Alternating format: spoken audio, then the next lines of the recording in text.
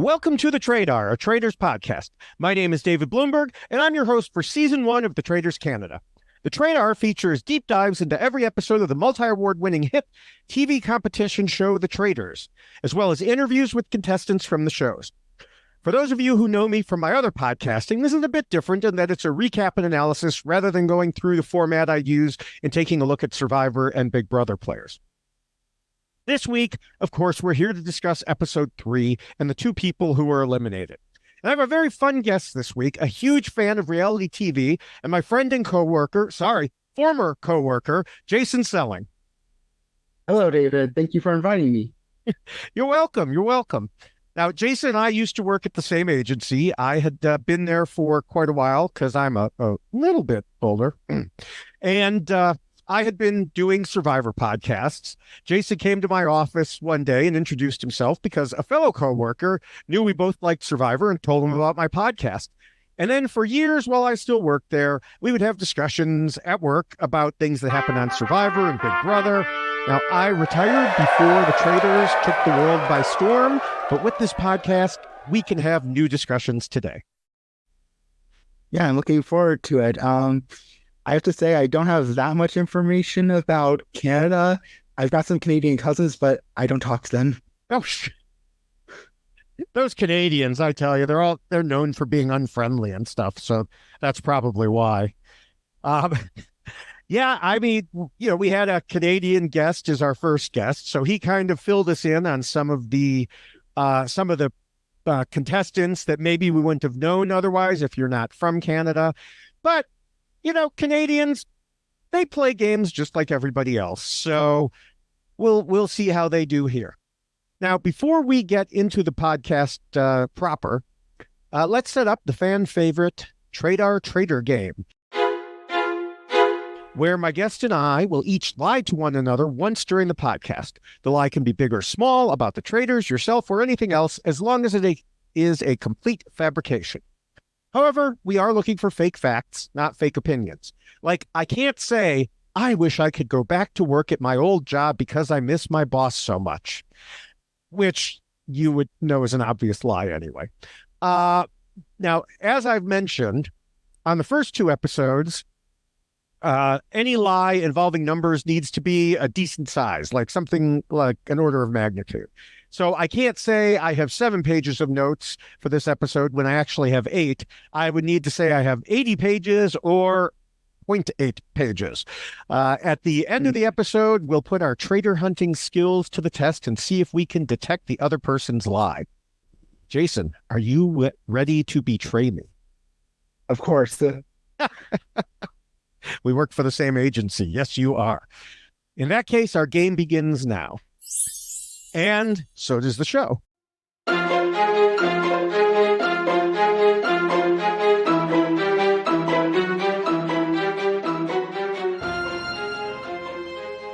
We begin episode 3 where episode 2 left off, with the Traitors in the tower discussing who to murder and focusing on who will never be seen as a traitor themselves. Now, I made my predictions on the last podcast. What did you think about who was likely going to be murdered? I didn't know. They kept on saying, they want to keep people around who are going to be good at challenges as well, which I was like, okay, but you can't really predict that. So I thought they might want to target a non-reality TV contestant just to try to not establish a pattern. But overall, I didn't really know because, quite frankly, there's 18 people left. Yeah, it's a lot. So I was like, stick a dartboard and watch it go. I don't know. Yeah, I had picked Mickey, who was among the first group of the breakfast walk-ins. So much for my prediction abilities. Then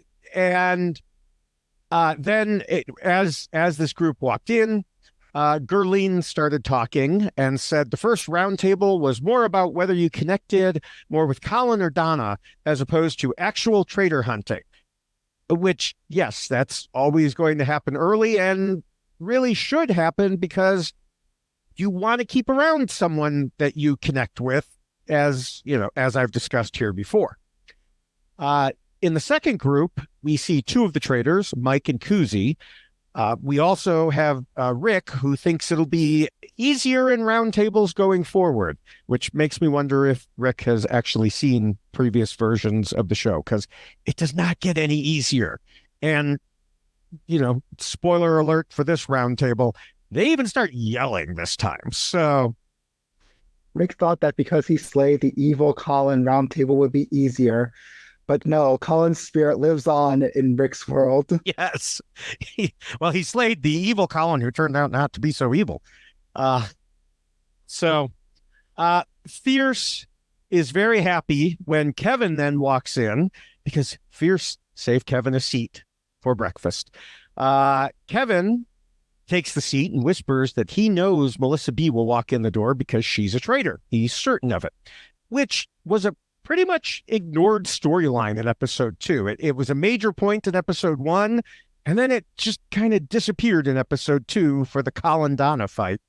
And so now it looks like we're headed back in that direction. Donna used her psychic powers to erase Kevin's memory to save herself. Yes. She's like, I'm safe. Memory back. Goes, Helby is a traitor. Yeah.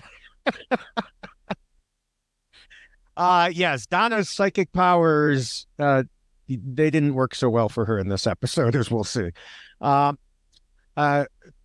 Trevon arrives, so that leaves Nazila and Melissa B. And of course, no surprise, Melissa B walks in, and Kevin and Fierce are watching her intently to see how she reacts.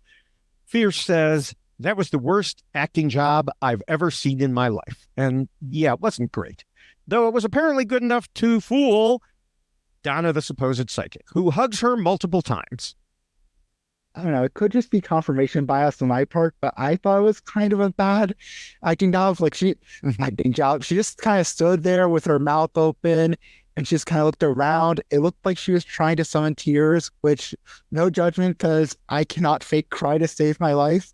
Like, I'm trying to, but it just didn't work. I don't know. Maybe it would have been better if she would just, if when they cheered, she just kind of was shocked, like, oh, am I the last one? Yeah. Just kind of giggled awkwardly. Yeah. I mean, it would have been much better for her if she hadn't been the last one, and then everybody wouldn't have been focused on her. But hey, I'll have more thoughts about the order later. But as for Nazila leaving, I had specifically predicted it would not be her because we barely even met her. And it's always a little sad to me when something like that happens. We say goodbye to someone that, we've seen on screen like twice. But we flash back to Traitors Tower. As Kuzi explains, it was partly because she hurt the team in failing part of the mission, and partly because it can't be directly traced back to any of them. The part about hurting the team is, well, first they said it would send a message that players need to do better. And then she acknowledged the faithful won't know why it happened. So that's a little contradictory. And what's even funnier is a few minutes later, Melissa B, so fast forward a little bit, Melissa B tries to put that out into the world like she's the messenger almost, by telling several players that she was clearly up for murder because she was the last one to breakfast. And both her and Nazila were on the same team that lost money, so that must be it. But the funny thing was, she's trying to put that out there, and the faithfuls are like, no, I don't think the traitors would consider that. So nice try, Melissa.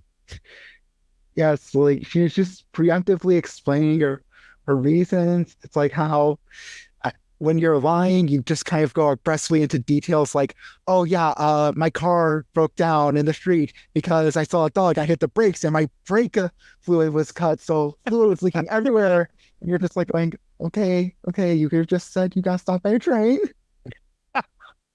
It reminds me of a former coworker. She was gone before you got there, who one time said that she was late to work. She was chronically late to work, but she said she was late to work this time because her cat locked her out of her car, and went into all these details about how the cat got in and it hit a button and the door was closed. Yeah, it was just, yes. There's a reason she wasn't working there by the time you were. But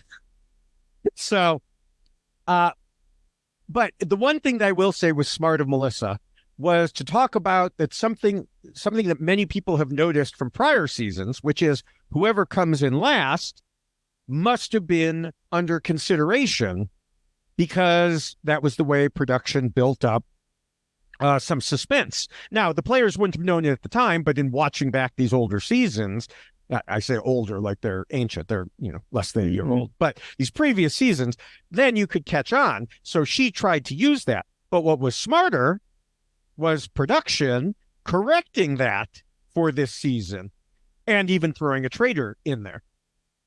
So the funny thing also is that you mentioned how she was going on, and Melissa herself told us that she has a tell when she's lying, but it seems to be coming out when she's telling the truth. The thing is, when you're a traitor, you're never really telling the truth. You're always in a lie of some sort or another. And then, of course, like you said, she was going on top of that. Maybe she was lying about wanting to go on a Disney trip. Yes, maybe. She actually secretly hated Disney. Didn't want to tell anyone. As part of this discussion, or maybe a little separate from it, Travon, and I still haven't gotten that name right, so I apologize. Every time I see it, I cannot remember how it's pronounced, and I pronounce it differently every time, and I apologize. I don't know. I have a brain block here. Told Melissa B that he thinks Kevin is a traitor because he put out her name, and that will, of course, come back later. Now, as we move back to breakfast, Crystal had also noticed bad acting by Melissa B and told Melissa's fellow traitor, Mike. She further shared to him that she used to think he could be a traitor, but not anymore. Meanwhile, Fierce wonders why Kuzi looks so stressed. Well, wouldn't you look stressed if you just murdered someone? Come on. Mike used his CIA tactics on Crystal to get her on his side. Yes. Speaking of which, he's not going to bring up the Canadian Intelligence Service. Come on. Yeah. I don't know. Maybe it's not the CIA we think of. Maybe when he said CIA, it is the Canadian Intelligence Agency. And he's fooling us all. He's misdirecting us all. The secret CIA. That's right. So from breakfast, after they have that discussion that I already talked about, is the mission. And it's a standard mission we've seen pretty much every season, if not literally every English-speaking season. The art heist. Now, we don't need to go through all the details of the mission, but I do have a few, and you can feel free to throw in any that I might miss. Fierce goes first and triggers the laser. May fails too. Crystal strategically chooses and succeeds with a sword. Rick also succeeds. Gurleen fails. It gets to Mickey, and he takes down his man bun to tie his hair under his chin. And then at the urging of Melissa B, he takes his pants off too. Now, this is interesting, not for the reasons to me that it was interesting to Melissa, but because in some prior versions, it was very clear that players had to go in whatever they were wearing. Like, I very clearly remember some of the guys doing it in full suits, like they didn't even take their jackets off. Some of the women in dresses. But even without pants, he still failed. Meanwhile, Melissa B herself, with pants, succeeded. Kuzi does as well, as she tells us part of the mission today is to find a new scapegoat so people have something to talk about. And then we never hear about that again all episode, so I'm not sure why it was even in there.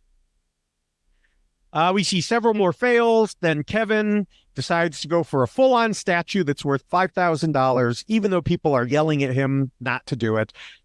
And he fails. Donna and Dom make it in the last couple minutes to get them to a grand total of $10,000, which, that's a pretty decent day's work because it's 10% of the maximum total prize. Yeah, it was a fun challenge. I mean, we've seen this a lot. I have never seen those lasers in real life, so I assume that's just a Hollywood thing. Even when I volunteered at like an auto museum in my hometown, never saw those lasers. Granted, it was a smaller museum, but I don't think they could afford it. but I would just like to see those lasers once. I want to know that the Mona Lisa is safe, and the only way it's safe is if I see an intricate web of lasers that can be navigated through by a flexible person. Well, one would hope that they design it so it can't be navigated through by a flexible person. All right. Well, as we head to post-mission cocktails, last week I said I thought suspicion might bounce back on Rick because he made it his mission to banish Colin, and then Colin was, of course, a faithful. Kuzi pushes this narrative, and others jump on board. Now, amusingly, one reason in favor of him being a traitor is Fierce says that Rick is defending Melissa B. So it's all about Melissa B when it comes to Fierce, which, to be, he's right. So, Fierce also brings up the suspicion that Nazila was eliminated for not doing well in the mission, and both Melissa and Rick were on that same team. So even though some of the faithful with Melissa earlier shot it down, I think that thought process must have been brought up elsewhere because it's percolated into the group consciousness a bit, just not quite the way Melissa wanted it to. Right. I think Rick should have, and granted, he might have spent this time like flying under the radar, because that's always the problem is this types of games, is that if you go after someone hard thinking, they're the traitor, they've got to be, and then you're wrong, it's like, now everything's on me, and I have to figure out a way to get the suspicion off me. I mean, granted, he might not have suspicions, seeing as how his Colin suspicions was mostly motivated by the fact that Colin kept wearing sunglasses, so no one has sunglasses, so he's like, maybe they're all faithful. They're wearing secret sunglasses. They hid them after that. Honestly, if I had sunglasses, I'd hide them after that, after all that nonsense. Mm-hmm. So Kevin separately pushes Melissa to others, including Kuzi and Mike. I don't think he's going to get a whole lot of traction with that. Kuzi tries to deflect without being obvious. Crystal has also seen some Melissa issues because they apparently had a day one alliance before the initial roundtable with the traitor designations, which is interesting. But she immediately noticed Melissa acting differently after the blindfolds came off, and also some other things she's said since then. But then Crystal tells us she thinks Melissa is protecting her, so if she brings up her name, she could be gone. Now, we hear that from her after we saw her bringing up her name. So I'm a bit confused, unless production gave us these clips out of order, which is certainly possible and perhaps even likely. I think it could have just been that maybe Crystal is thinking, all right, I'm not going to be the first person, but if someone else does it, I'll do it. I mean, these day one alliances, they just never really work. Yeah. I was like, you've got a good vibe. I like your smile, basically, but then you talk to them for more than 10 seconds, you talk to them for more than 10 seconds, and you go, oh, this was a bad idea. So continuing on, Mike warns Melissa B that her name has come up, and she herself lists all the different things that she's done wrong. She's like, why? Is it because I've done this and this and this? Yes, you've done all those things, including telling us that she's running around like a chicken with her head cut off. Melissa tells Mike when they come at her at the round table, she's going to try to flip it to Crystal. Now, flipping it to someone else is a good idea. The problem is if she hasn't set the groundwork by that point, it's just not going to work. And at least we haven't seen her set the groundwork. People are not going to flip on a dime like that unless they're a couple of the not so bright faithfuls from Australian season 2. Right. I don't really know. I'm glad that she had a plan, but she should have also just thought, okay, I'm just going to flip it on to someone. Mm-hmm. Like when Kevin came after her, she shouldn't have gone to Crystal. She would have just gone, no, it's you, Kevin. You're the one who's responsible for this. Not Crystal. Yeah, kind of turn it into what happened last week, the Colin versus Donna situation. I mean, maybe she realized that more people were already on Kevin's side. And the problem is with Colin and Donna, neither of them were a celebrity.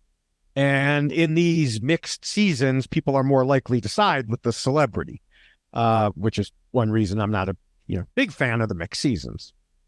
That's true. I didn't think of that. Yeah, but I just think she needed more groundwork in terms of Crystal. Like I said, it's possible that she did, and we just didn't see it because sometimes that happens. So then Leroy talks to Melissa and tells her flat out that she changed after the initial ceremony and has been inconsistent since then, which I have to say is a really either ballsy or dumb thing to do, because if she isn't banished and she is a traitor like he believes, he could easily become the next target.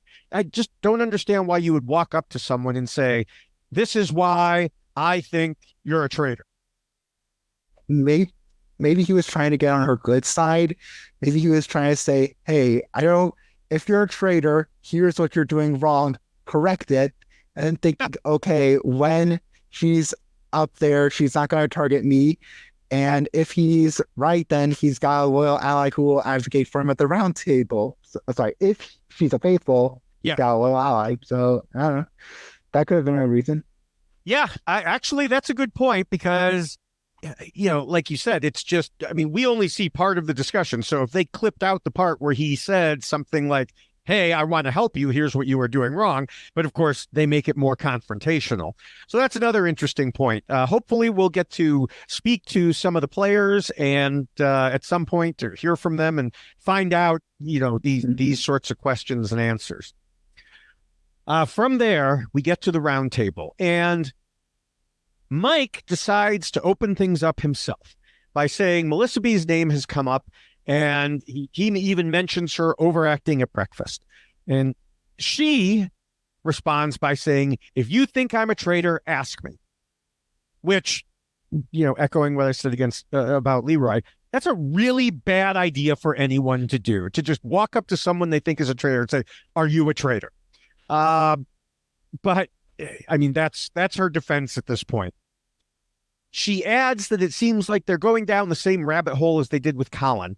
This, I do think, is a decent strategy. Make it seem like she's being piled on. Woe is her. It's mob mentality. We can't do this again. Please leave me alone. I think that was a good strategy. I also thought it was a little bit weird when she was talking to Kevin. She just kind of said, you need to be looking for clues that I'm a faithful. It's like, what? No, I think the assumption is that everyone's a faithful and they're looking for clues that you're a traitor. I don't know. That's how the game works, I don't think. Yeah, that was actually my next note. So we both caught the same. I think a lot of people probably caught that same thing. But yeah, I don't understand what she was trying to get at there. I think she might have been a little flustered and just trying to throw anything out, because literally my note says the same thing you just said. That's not how this game works.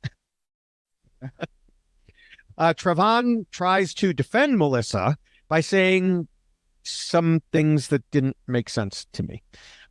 Kevin picks up again, and we get a series of quick shots of different people.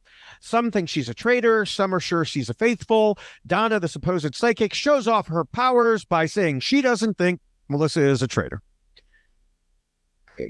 And then, go ahead. I do think that Melissa's strategy somewhat worked, just because it felt like everybody was kind of saying their 2 cents, because they're like, I'm not a follower. No, here's my reasoning. Mm-hmm. Yeah, and that's they're trying to say this is the reason, and some of them are joining in with her and saying we can't do it this way, and others are saying, well, but we still have to look at who it is. Through all this, things start to get a bit heated, and as I had alluded to earlier, voices start rising. The most interesting part to me is when Melissa says there isn't just one traitor. There are 3. Why are you looking at me? And Kuzi is like, we can only vote for one person at a time, not all of them. Which, I'm sure Kuzi's sitting there going like, hey, don't throw us under the bus just because you're having trouble here. Yeah, that was like Melissa was really just grasping at straws, trying to go, okay, so maybe I'm a traitor, but there are other traitors. Yeah. And I think that's part of like Kuzi and Mike were like, nope, we're done with you. Yeah. Bye. Now, this eventually leads to Gerpiar bringing up Mike's name because Mike has been adding fuel to the fire about Donna, which we hadn't heard about at all this episode. He adds that it's a dumb idea because nobody thinks it's her and it's an obvious traitor move. The thing is, you know what another dumb idea is? Suddenly bringing up a new name in the round table because it makes you stand out. And again, if you're right, congratulations on being on the Traitors potential hit list. I was surprised by how, well, I was surprised that he was right. And I was surprised that he had the gumption to do that on the spot. I will say he might have just thought, well, if I do it publicly in front of everyone, nobody can lie and say, oh, he actually said this. And he was probably thinking, if I go out tonight, then people will now be looking at Mike going, huh, is it you?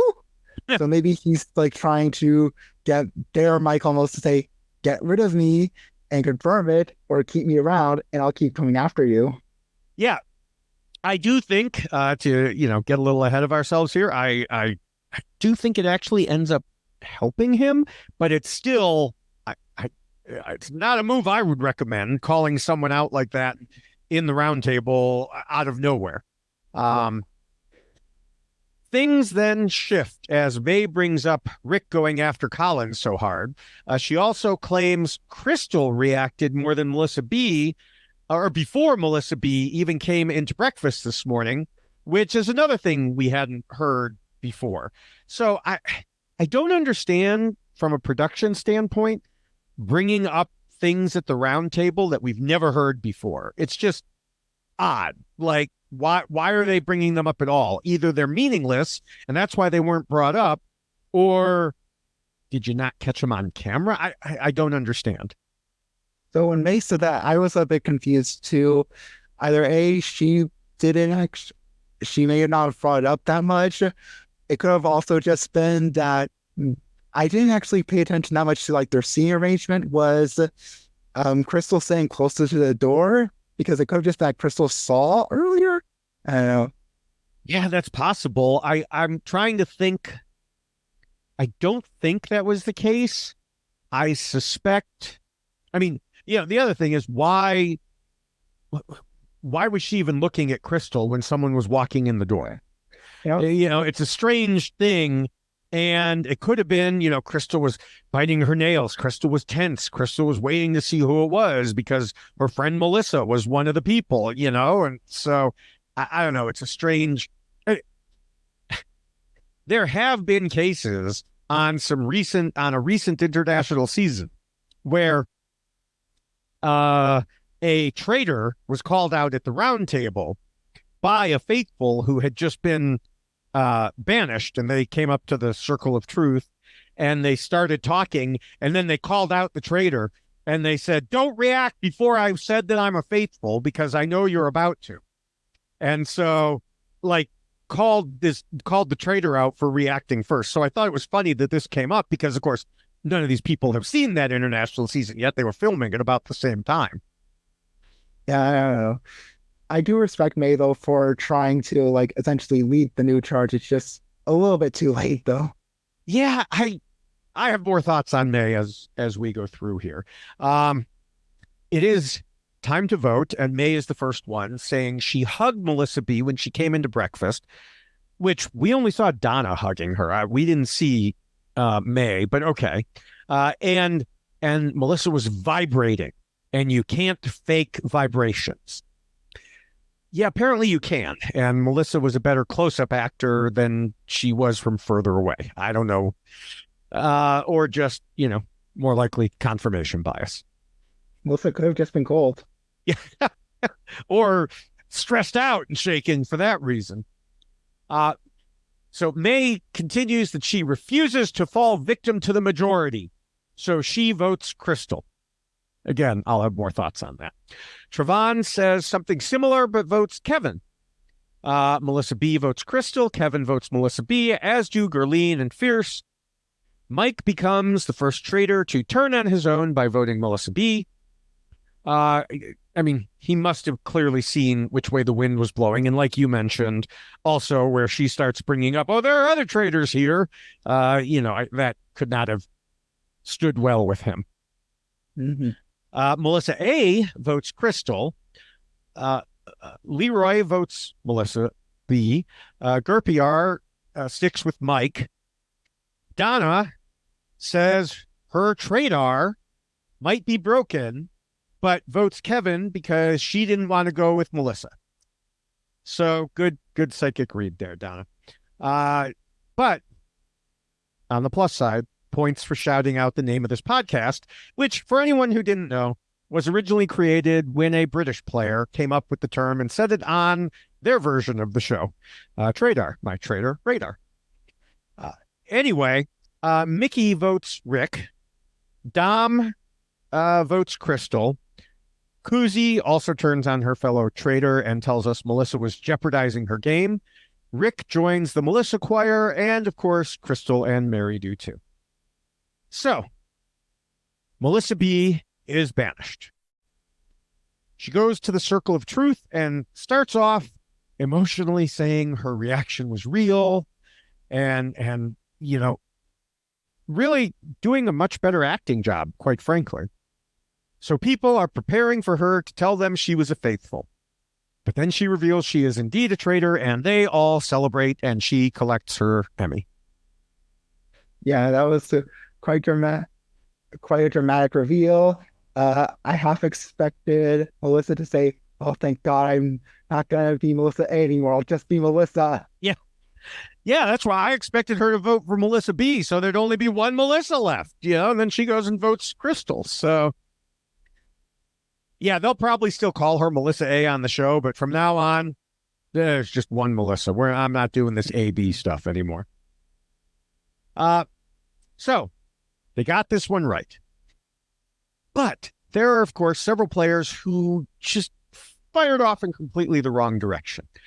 It seemed to me like they were overreacting to the mob mentality of the first banishment by purposely not doing it this time. But that's not going to work in a game where you need a majority of votes to get someone out. And you also don't want to draw attention to yourself from the traitors. And if you think that way, you're going to find yourself out on a limb by yourself, as several of these people did, I think. Right. I think they also kind of got lucky this time. So I forgot the exact vote total, but I do not believe that if the traitors had flipped, Mel B would have stayed. But in the future, let's just say it's a 6-5 vote. You're putting the fate of the faithfuls in the hands of the traitors because they'll just decide, well, we're all voting for this person. You're kind of SOL. Yeah. And you've got to play the game, whether you like it or not. You could call it a mob mentality, but your single vote for someone random isn't going to help anyone.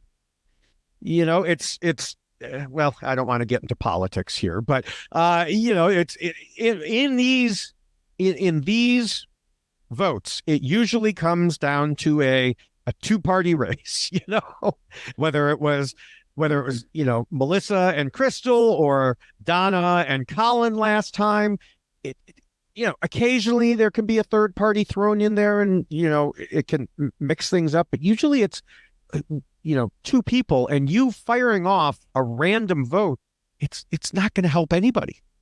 I will say there might be a fear that the traitors are leading the charge, because I don't know how long the traitors talk, and I don't think they do either. They might just say, okay, we'll banish this person.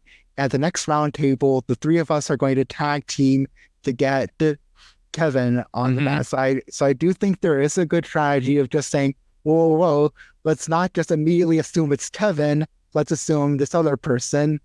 I will say that final freedom votes might be a good idea, just like protection. But outside of that, it's like you should probably keep it between the two people that you think it's going to happen. Yeah. And if nothing else, then okay. Let's say that you're wrong. Well, if you weren't advocating strongly for them, you were just going along with it, who's going to get mad at you? Heck, people barely got mad at Rick, and he was campaigning hard for Colin, and certainly nobody else got in trouble for voting Colin. Whereas if you're just throwing votes out in a random direction, it shows you're not a team player. Will say it was a bit shocking that Rick wasn't in more trouble this episode. The other thing is, I don't know if Donna was thinking this herself.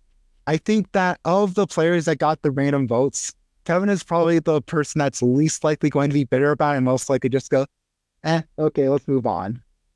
Yeah, and of course, as we saw, Kevin was rightly very happy with himself. He identified her. He called her out. He succeeded. He did who knows how many confessionals talking about how he was doing this. So he figures he's in a great spot, which, is true unless the traitors kill him as revenge, because quite frankly, that's what I'd do. And I don't know, can we quickly talk about their reactions? Because one of the things I noticed was that May and Dom were staying seated, whereas everyone else was jumping up and down and hugging. So I'm wondering, are the faithfuls watching that, and will that cause doubt in people's mind to cause them be targeted? Or, I mean, it has been in the past. There have definitely been in other seasons situations where people will say, when we were all celebrating, you just sat there, or you had a gaping mouth, or you didn't jump up. I mean, they analyze every tiny little thing. So yes, I absolutely think you're right that they will come back to this at some point and say, hey, you two not only voted for the wrong person, but you also didn't celebrate when we got the right person. Yeah, I think with Dom, he's just a quiet person in general, like Trevon said that early episode. With May, it might have just been, oh, crap, like I was wrong. I mean, they don't have to celebrate, of course, if they don't want to, because Mel B's not getting her Disney trip. That's a very sad experience for everyone. But I wouldn't be surprised if their name comes up next episode. Yeah, I think so. I think you need to celebrate whether you feel like celebrating or not. Yeah, like you said, we'll find out. Now, Fierce is also very happy with their performance and immediately has new ideas, both of which are wrong in pointing out Rick and Mickey. Kuzi tells us the majority of the crowd rolls with her, so her name won't be brought up. She's very confident in this. May says they probably won't murder someone who voted out Melissa, but will go after someone else. And she says something like, because that would be too obvious. I don't understand May's thought process. There's a lot this episode I don't understand about May's thought process, but this in particular I don't, because it'll be too obvious. So what? The other traitors are getting revenge on the people who, one of the people who voted out their cohort. Okay, I don't understand why they would. I think with this game in particular, there is an element of self-reflection and trying to think, why would someone take me out? Because unlike a Survivor or Big Brother, where you generally know the people who are voting you out and you know why, in this one, you're not really sure and you don't really know the reasons. So when you're paranoid, you're just like, got that paranoid in the back of your mind, and you're just like, it could be me, and then listing off reasons for why it could be you. Yeah, that's true. That's true. I mean, hopefully, the traitors are smarter than she gives them credit for here, and I think they are.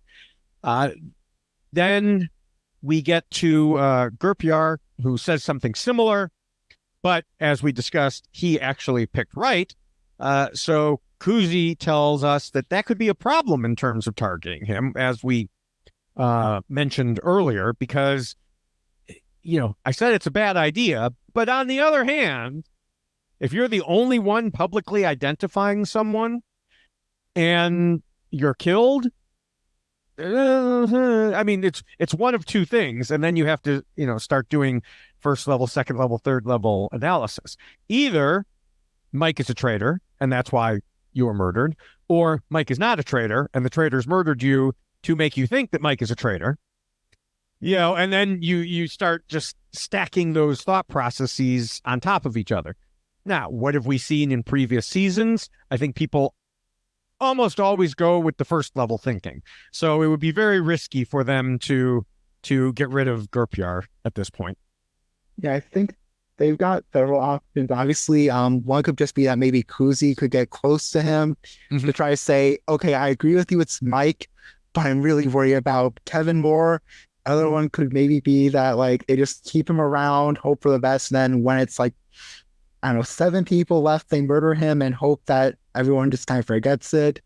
They certainly have a difficult path going forward with him. Yeah. It'll be interesting to see what happens with him in the next episode. So then the 2 remaining traitors meet in the tower. There's a knock at the door, and of course, we know what this means.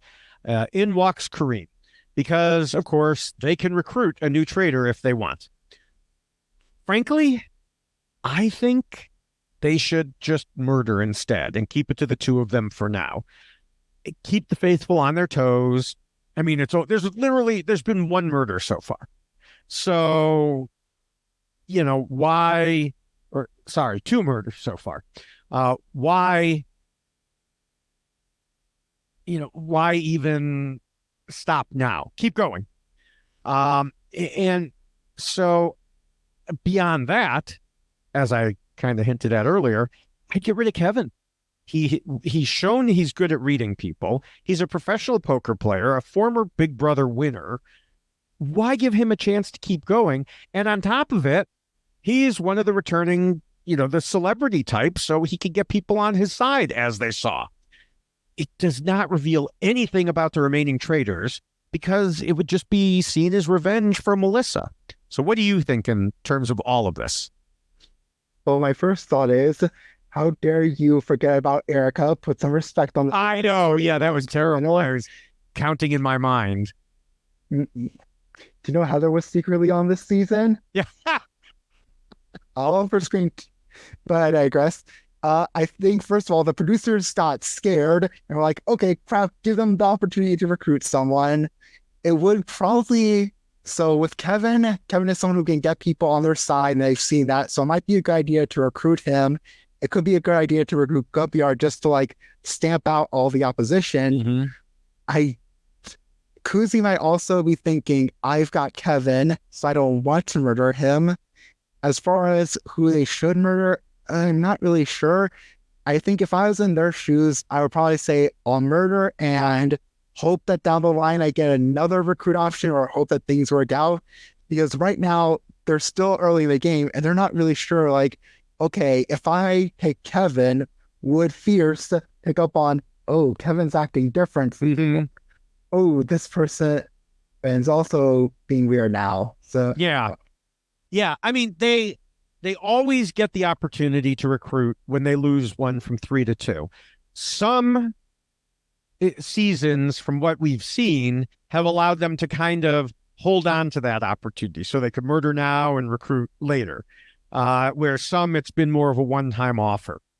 I'm guessing this is one where you can hold on to it. Because, production just likes to keep as many traitors around as possible. So, yeah, I also thought about them recruiting Kevin. I do think it would be very interesting. But you're right. Crystal already kind of has him. So, do they need to? Another person I was thinking, what did I say? Did I say Crystal or Kuzi just now? Oh, you said Crystal. Okay. Well, I was thinking ahead because I was thinking that maybe Crystal would be a good person to recruit because she's in a good spot. It was the Crystal versus Melissa war. Melissa got voted out. Melissa was a traitor. So therefore, Crystal is obviously a faithful. So if you're going to recruit someone, recruit Crystal. Now, the other thing is they could recruit someone who's an easy sacrifice, which has been done before on other versions of the show. And, like recruit Rick or something like that. So there's just lots of different possible options depending on how they're thinking of things. I will say, though, that as well, if they did recruit Crystal, she's probably got the best out in terms of her behavior changing. Like if someone says, you're acting different today, she could just say, oh, I know I didn't go out or yesterday, but I'm still just a little bit shaken about seeing my name so many times. Yeah. More hesitant, Yeah, that's a good point. So what do you think they will do? I think they will recruit just to be on the safe side, but if they end up murdering, I wouldn't be surprised too, but I'll go with recruit. And Okay. yeah. Okay. I think they're still going to murder. I think Kuzi feels comfortable enough. And we know that Mike has a very high opinion of himself. So, I mean, so far it's warranted. But I think the two of them together will decide to murder. It'll just be interesting to see who they murder. I mean, I listed off, half the names that are remaining. So could be any of them. All right. So, some kind of closing thoughts that I had. I like what the producers have done with the breakfast walk-ins. The real suspense is from episode to episode, week to week, not in those few seconds when people walk in as we wait to see who's last. It's kind of like, Survivor in recent seasons has tried to hide from us who's going to be voted out. And it's like, why? Why are you doing this now? Not this season, but previous seasons.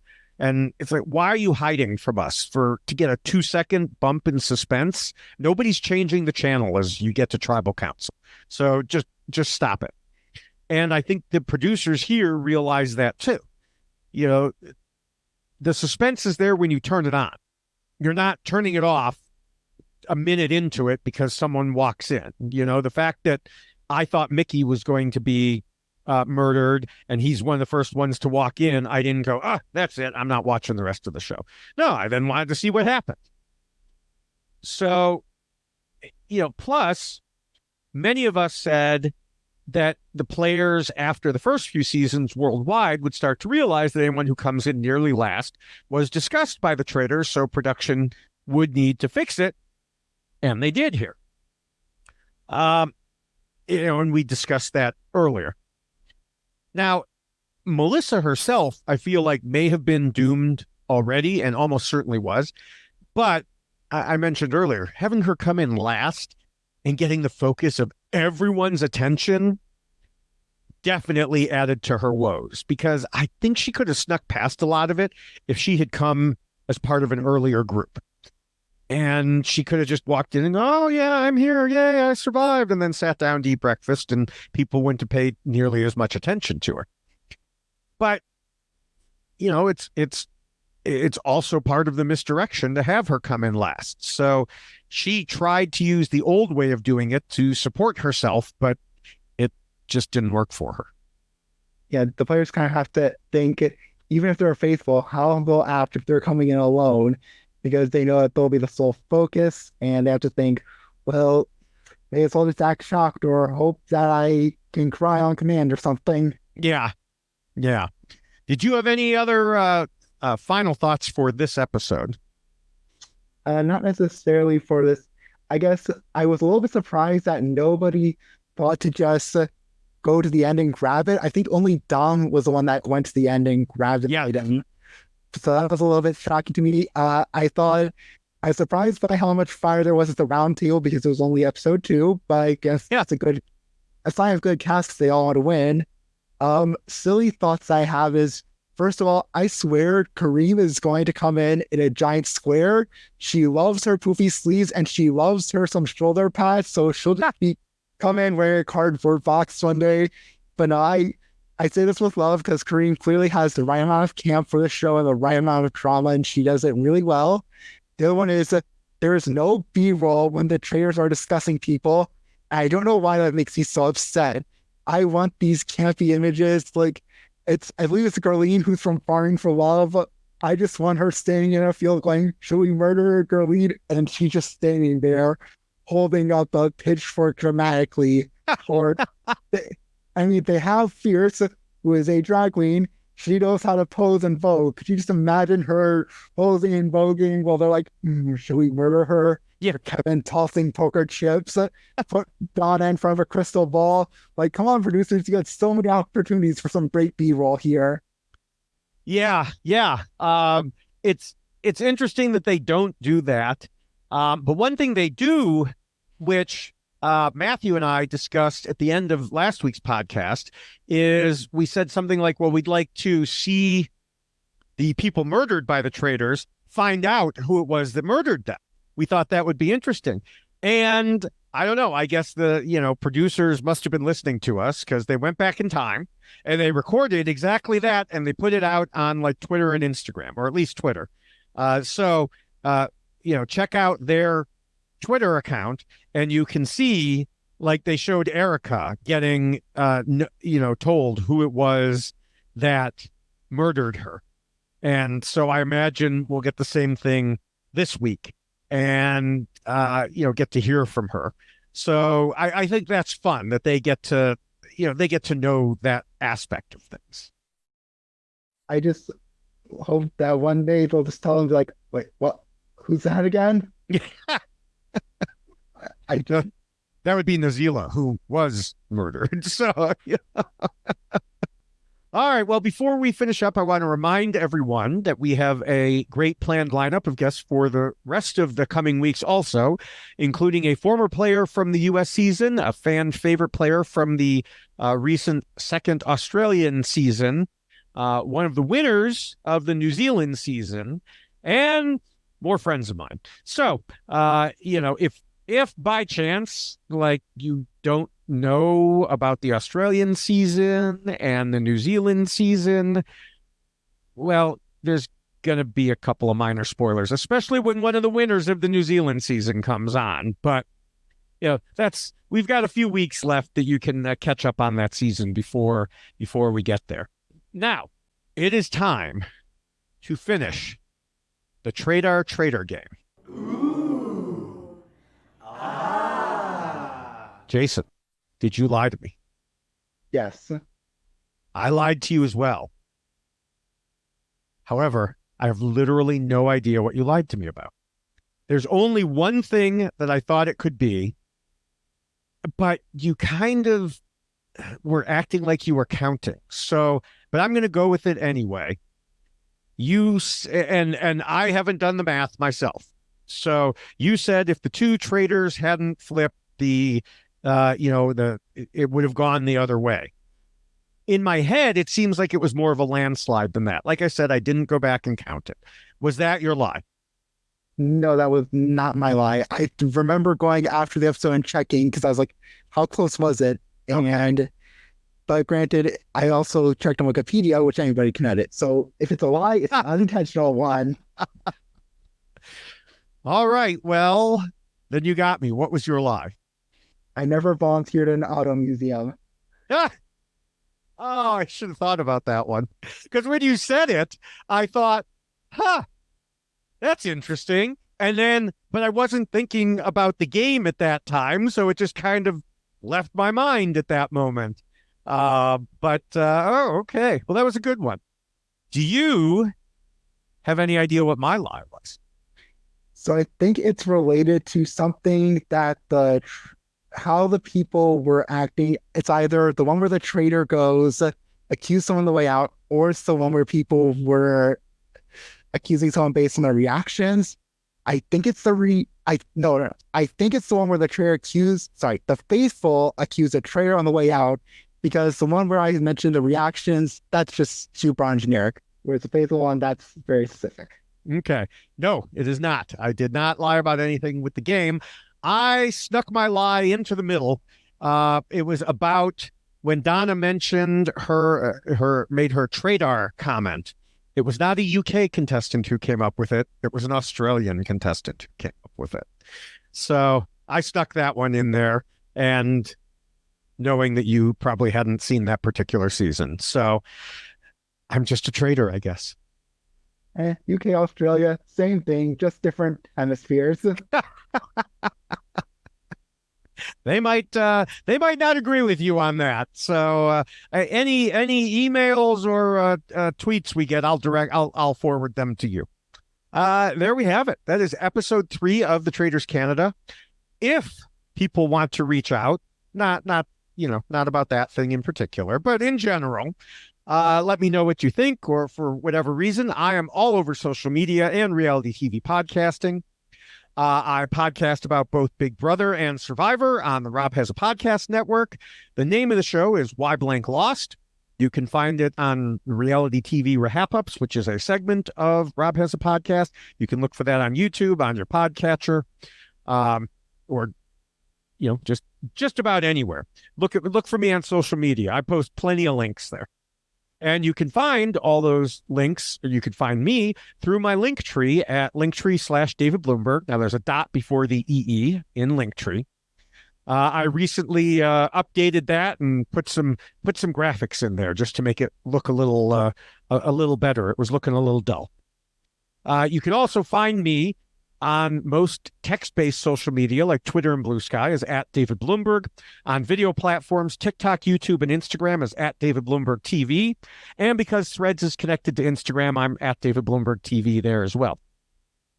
Speaking of TikTok, Instagram, and YouTube, I post 3 or 4 reality TV short videos there on all those sites every day. They are mostly Big Brother and Survivor, and that's U.S. Big Brother, since there's also a British Big Brother going on right now. But I have also posted a number for the Traitors Canada. I have even more for this episode. I've posted some for House of Villains. So, all these different shows you can find again at any of those video sites.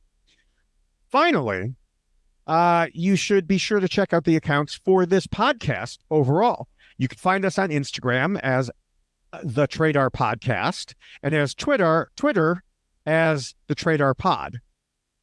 You can also email the Traitors Podcast at gmail.com. And if you'd like to help support the costs of publishing this podcast, you could drop Matthew a few bucks, or whatever they are in Canada or whatever country you happen to be in, at the Buy Me a Coffee site, which is ko-fi.com/Matthew Keeley. I will be back here again in a week with another guest. I hope everyone tunes back in. Feel free to reach out through social media in the meantime.